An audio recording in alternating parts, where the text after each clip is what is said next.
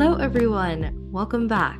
My name is Arna Sahu, host of Arna's News, where on this podcast channel, I aim to eliminate the gender gap in the STEM fields by featuring inspiring female professionals and highlighting their stories and accomplishments to further encourage girls. Today on episode 52. Just do not get into STEM because you are being forced to, and it is especially applicable to South Asian kids, where parents are are really interested in putting their kids into STEM.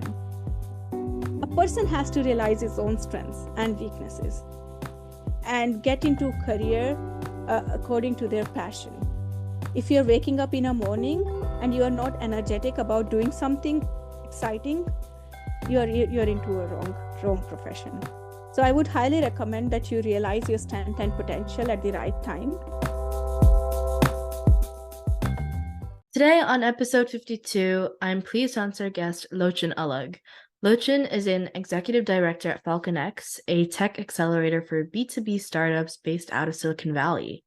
Over the past 3 years, she has been the steadfast hand steering every aspect of the organization's operations, including managing investments, running accelerator programs, and coordinating network clients. In addition, she is a board member of the IIT Bay Area Alumni Association, representing around 15,000 people from IIT. And after a long day of work, she goes home to 2 delightful little toddlers who bring her immeasurable joy. So thank you so much, Lochan, for being here today. Before we dive into the questions, would you like to introduce yourself?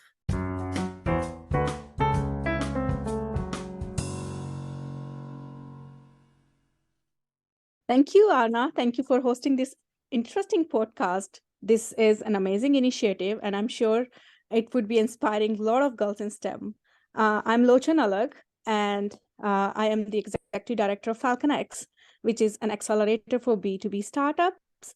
We have been helping international B2B startups expand and grow in Silicon Valley. Little bit more about myself. I grew up in India. My parents are doctors, and I watched them treating patients' miseries, pains through science, and that's what inspired me to pursue my career in science. And I joined IIT.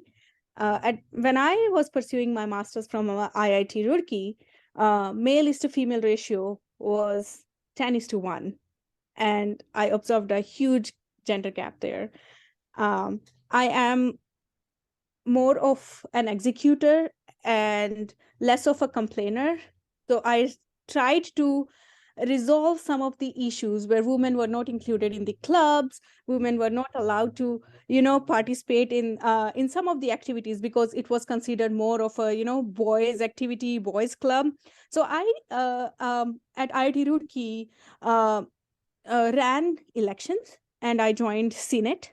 I was the senator there, and I tried to change few things for women when I was senator, and I think my actions resulted in few good things. Few of the women who were not earlier part of robotics club, they were included in robotics, and similarly program management section had few women. So those initiatives helped to bring more women into different clubs and activities at IIT Roorkee.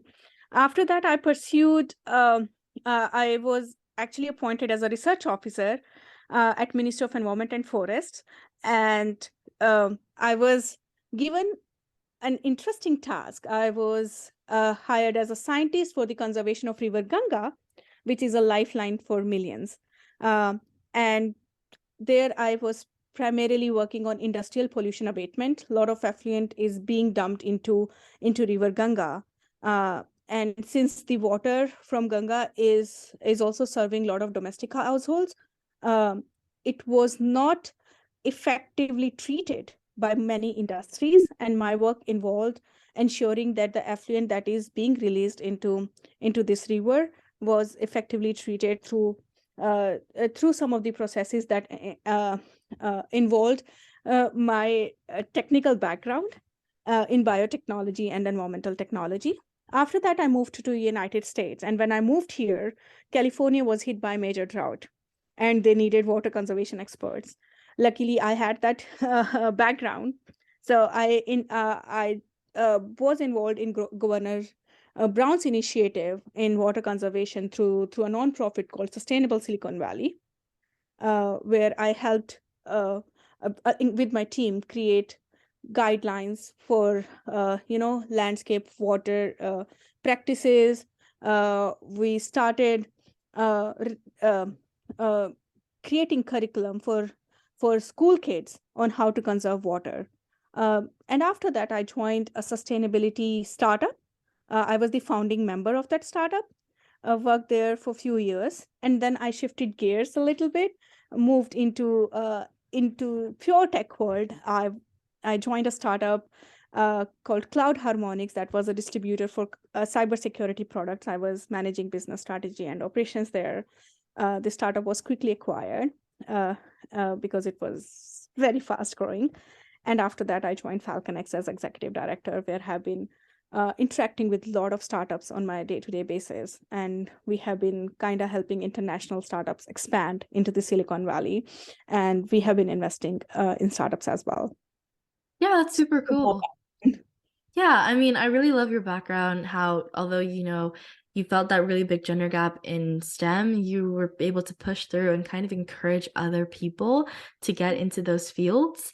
Yeah, it's super amazing and inspiring. So my next question for you is tell us a bit about your career path. My career evolved a lot. It started in environmental field, and then I had to quickly adapt myself to Silicon Valley culture, and I shifted my career into tech world and joined a startup in cybersecurity called Cloud Harmonics. My work involved a lot of building a lot of strategy around sales, improving, upselling our products and improving operations at Cloud Harmonics. And our startup was one of the fast growing startups in Silicon Valley. It quickly grew in revenue in 3 years, and then it was acquired by Ingram Micro. Although I did not have a tech background and I did not have an MBA degree, but I have always been willing to learn new skills, and I am flexible. I could have preferred to stay in environmental field, but I realized over time, unfortunately, when a new government came in, it was not supportive of environmental overall, and that's why I had to shift gears a little bit. But I also realized that I could continue my passion to serve climate and environment through nonprofits, and I have been actively involved with various nonprofits that are working towards environment and sustainability. And after that, the startup acquisition, I started working for that multinational company called Ingram Micro, but the work was monotonous. I was working from a satellite office, and I wanted to work in a more challenging environment. And that's how I became a part and parcel of FalconX. And I've been enjoying my journey so far. I've been here for almost 4 years now. That's exciting. Yeah. So, my next question for you is what advice would you give someone wanting to pursue a career similar to yours? And do you have any tips to succeed? My career trajectory, as I mentioned, is very different. I came to an entirely new country with a zero background in tech. And even environmental degree in India is very different from the environmental degree here. But I can share some of the experiences that could potentially help young folks like you. First, uh, be inquisitive. Just curiosity can change your life. Just being curious can really open new doors for you. And as I mentioned earlier, be flexible. You do not need to have a rigid mindset that, okay, I have pursued my degree into this field only, I can only grow in that particular field. There are vast number of opportunities in this entire world if you're open to taking up new challenges. please do that. In fact, I would recommend everyone to try something new because it brings a lot of learnings. Even though there are failures, but failures are a part of growth, and it can bring a revolutionary change within a human being. And third is network. I personally have benefited a lot from networking. um, when you talk to people, when you build relationship with another person, it adds another beam of support to what you're building for yourself. So these are the tips I would like to share with everyone who's listening to this podcast. Yeah, I mean, I really liked what you said about being flexible and networking, especially because, as you said, just not having the rigid mindset that, oh, if you study for this, then you have to go to this path. That's really not the truth. That might have been the truth years ago, but it's not right now. Regardless of what kind of background you have or your educational background, that doesn't automatically mean what you're gonna do in the next 5 to 10 years. Everything changes. And also I really liked what you said about networking because that's something that can truly help with the beam of support. I mean, you can get so many cool things from networking. You can get jobs, you can get advice, guidance, stories, so many amazing support systems from it. I'm a testament of that. I landed up my first tech job because of the network I was able to build here in Silicon Valley. To be very honest, when I moved to the United States, I didn't even know a single person. I didn't have my work permit. I could not drive. Uh, Eventually, when I first joined my nonprofit, and I participated in thought leadership sessions, it helped me build a network here, and it helped me land up my first job. So even if you have to volunteer at a nonprofit, and if it doesn't come with an immediate paycheck, I would highly recommend that people should do that, because it can open multiple doors for you. And you can, meeting new people can definitely help you learn skills that you are not even aware of. Yeah. I really do like what you said because, you said that you are a testament of the networking because though you came here without any resources, you were able to find your support through the people that you knew and you kind of networked with.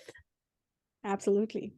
Yeah, and if you could step into my shoes or younger self, what would you have asked yourself that I didn't?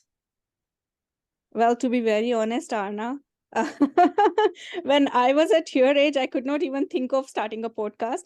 So it is really, really impressive. And well, if I look back, I would really think of a few things.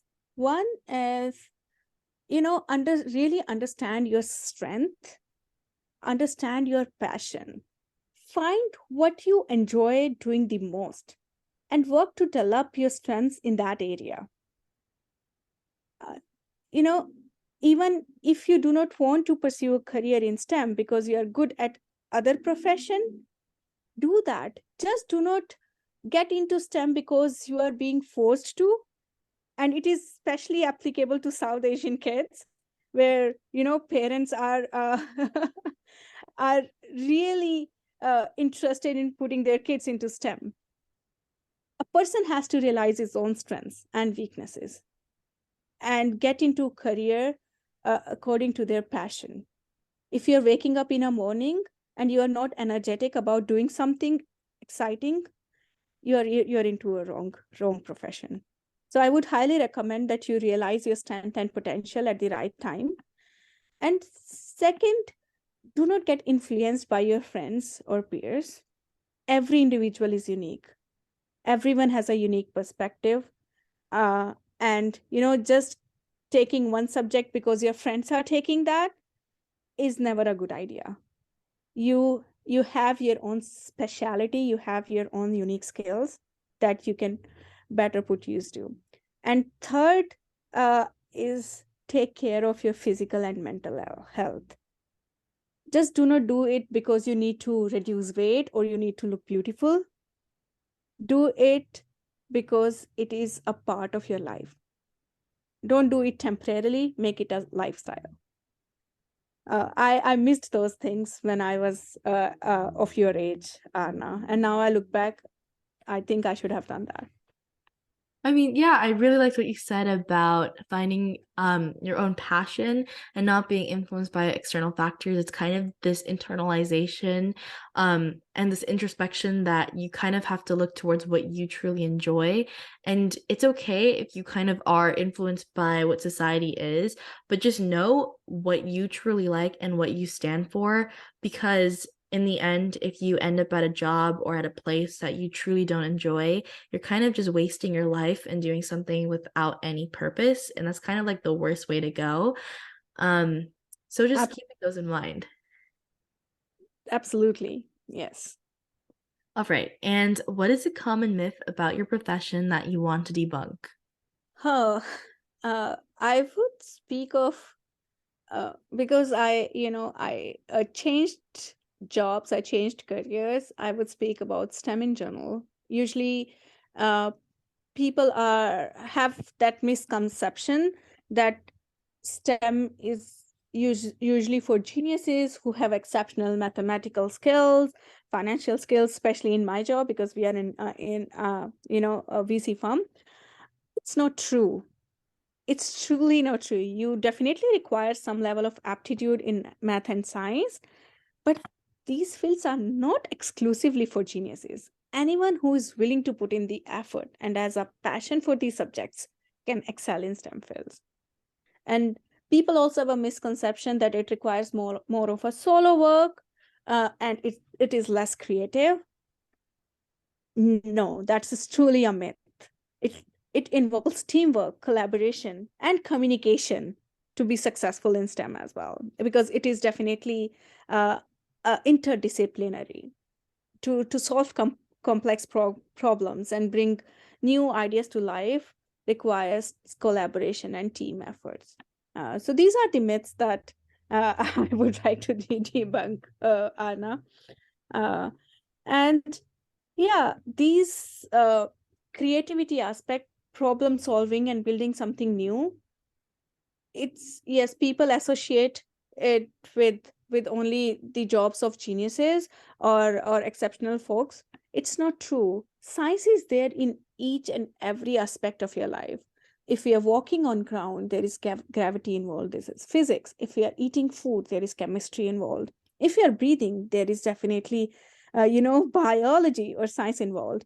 Science is there in every aspect of our life, and solving problems, uh, it is not a job of only exceptional folks. It is only it comes with true passion, and even if you do not have really high IQ, you're still made for STEM. You can still solve these problems. Absolutely, because a lot of onlookers, especially, or people who are trying to get into STEM, they think that, oh, because it's science, technology, engineering, and mathematics, that's just for prodigies or people who are actually super smart, geniuses, insane people. But it's really not like that. As long as you have the aptitude to really want to do something or learn or grow yourself, or, get into a really cool industry that pays a lot of money, then this is STEM is for you. STEM is a place where you can just grow, you can just learn from other people, build a better network. um there's so many other cross intersections in regards to creativity, like there's product management where you get to collaborate with a lot more people. There's designers, UX UI designers, where you can like use your art skills and technology all together. And there's so many fashion designers and people like that to help with the products. So there's so much creativity that not a lot of people see. And just collaborating with people in general, because that's like the backbone of STEM and problem solving. There's so much that goes on in these fields that not a lot of people know about, and it's probably one of the biggest myths in this industry. Absolutely. Yeah. You And summarize it so well. oh, thank you so much. Yeah, and so this kind of goes to my next question, which is what are the best resources slash books that have helped you find your career path? um I would not specifically say on career path, but there are some books that uh, basically did not shape my career, but shaped me into who I am today. There are few big books like Atomic Habits by author James Clear. I love that book. You do not have to, bring big changes into your life all of a sudden. You have to take some nano steps to bring big changes in your life. And I also really loved the book by Sheryl Sandberg, Lean In. And as women, when you are growing up in your career in STEM, or in any career in general, for a woman it always gets challenging as you grow, and as you climb the career ladder, I would say. That book helped me think about a lot of things, like even salary break even when you have kids. It's okay to not make anything. It's okay to even go into a negative mode where you're paying more to outsource some of your work than to take a career break, because it really puts you down in the ladder that you're trying to climb. It really puts a break into your life. So even if you have to go and do something part-time, do that, because even today, women, there are 28% women in STEM who are actively pursuing their career. And this gap starts right after women, like 5 years after women enter into their careers, because they usually take some break for their family and kids. And this book helped me think if this is the right decision or a right thing to do. Uh, so I would highly recommend that book as well. In terms of resources, are now finding right mentors has truly contributed to my career success so far. Um, and you do not necessarily need to lean on other women, but for me, many men have contributed significantly into my career journey, and I have learned a lot from some of those mentors. So finding right mentor, uh, networking and building relationship with right people is really important if you want to grow your career uh, uh, into STEM or even in other fields. Definitely, because networking can really help you expand who you are and really your ability to do whatever you're doing. And also your networking skills and your network itself can really help you find mentors. These mentors can really be people of any types that can really help you thrive in your career or your personal life. And as you said, the resources kind of didn't shape your career, but more of who you are as a person. So your mentors, these can be any type of people that just really have an impact and really teach you day-to-day things that can, help you, and you can take it along the way. True, that's right. All right. And what do you think is a vital factor that shaped your career? What was your life before learning it? And what was your life after learning it?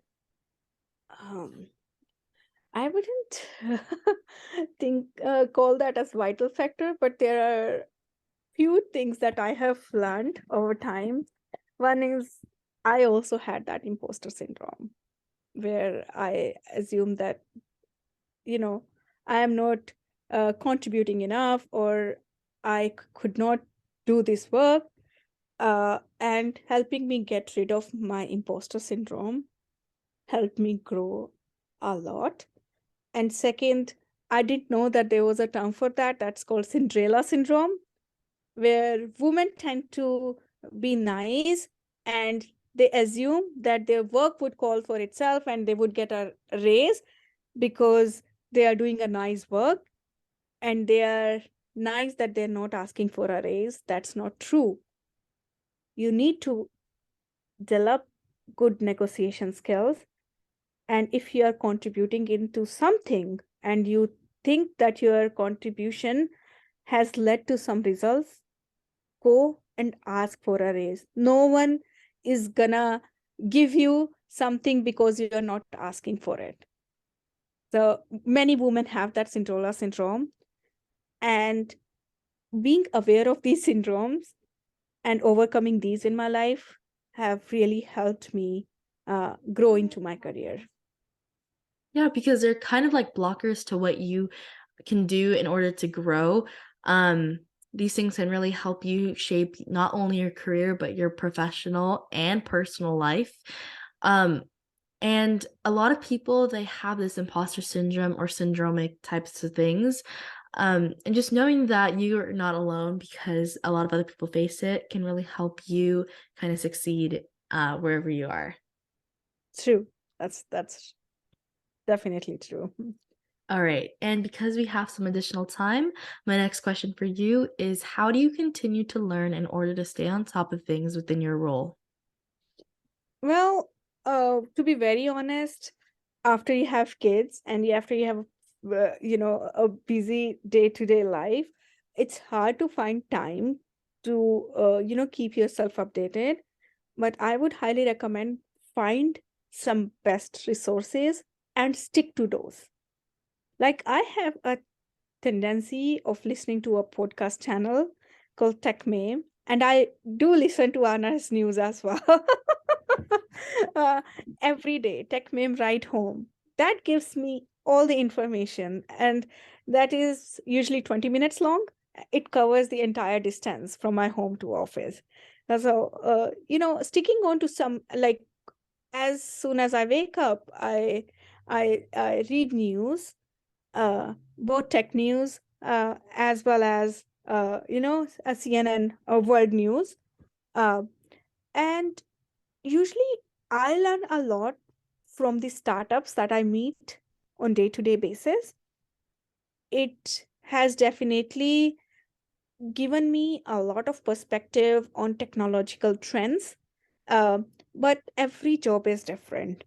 um, some people, they tend to spend more time on coding, and uh, and the general recommendation here is to find those resources that are valuable to you, and definitely carve time out of your busy routine to stick to those resources. That's very important. That discipline is required to keep yourself updated of the things happening. And now there are a lot of uh, social media channels that you can utilize.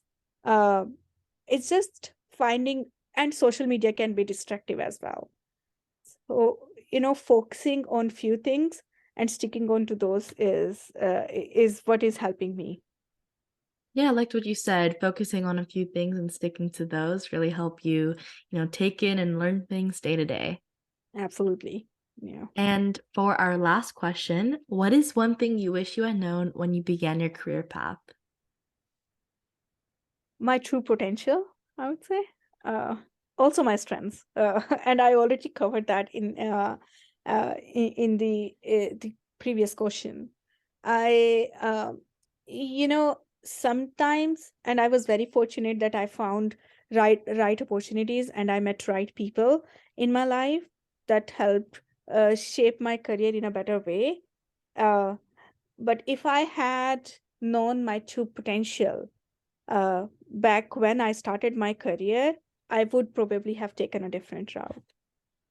Yeah, I mean, I really liked what you said because when you find your strengths and your potential, you also tend to grow. You get more introspective and you kind of build upon yourself, and you just know that you're at the right mindset and you just feel more welcoming to all new possibilities. Absolutely. Yeah, well, thank you so much, Lochan, for this interview. Do you have any last words to the audience before we end off? Well, I would highly recommend everyone to give a 5-star review to Anna, because starting a podcast and continuously working on it is not easy, especially for a high schooler. And also it requires a lot of perseverance and dedication. So this last minute, Anna, is truly dedicated to you. Thank you so much for inspiring many women through your podcast. And it is definitely a great initiative. Not many people can do that. Uh, Thank you so much for hosting me today. It was truly an honor to be with you here at this podcast. You're welcome. You make me blush. So thank you so much. And I hope you all have an amazing day.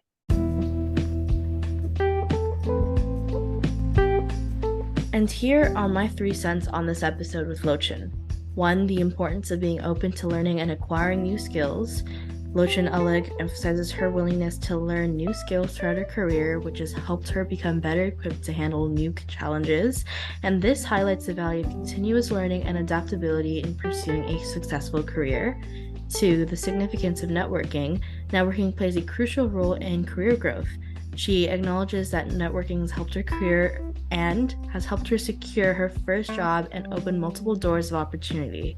Building relationships and meeting new people can provide valuable connections and insights that may lead to professional advancements. And 3, the importance of pursuing your own interests and taking care of your well-being. She advises against choosing a career path solely based on external influences or societal expectations. She encourages individuals to find what they enjoy the most and develop their interests in those areas. Additionally, she stresses the importance of taking care of physical and mental health, as it is an integral part of overall well-being and career success.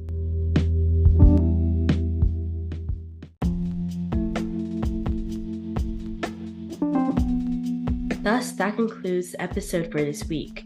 If you want to know more about how I relate to these amazing topics, then stay tuned for upcoming episodes. A free way to support this show is by leaving it a 5-star rating and a review on the player you are listening to. Let me know what you enjoy about this podcast, as it's a chance to tell me what you love about the show, and it helps others discover it too. Once again, thank you for finding me, and I hope we stay in touch with each other. Dito, you're listening to Arna Sahu, the host of Arna's News. Toodles!